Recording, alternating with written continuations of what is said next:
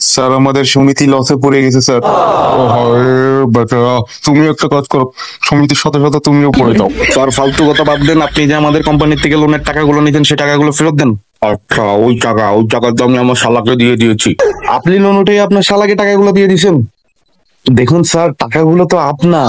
আমার টাকা হলে তুমি সেগুলো আবার ফেরত চাচ্ছ কেন? হ্যাঁ, কেননা ওই টাকা আমি আপনাকে দিয়েছিলাম। আমার টাকা তোমার কাছে কিভাবে গেল?